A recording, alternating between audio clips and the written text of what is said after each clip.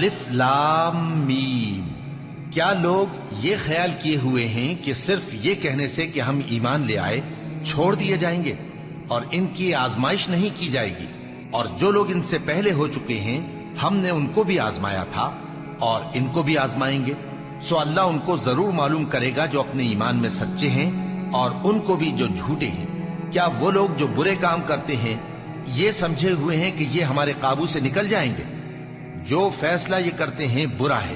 جو شخص اللہ کی ملاقات کی امید رکھتا ہو تو اللہ کا مقرر کیا ہوا وقت ضرور آنے والا ہے، اور وہ سننے والا ہے، جاننے والا ہے۔ اور جو شخص محنت کرتا ہے تو اپنے ہی فائدے کے لیے محنت کرتا ہے، بے شک اللہ تو سارے جہان سے بے نیاز ہے۔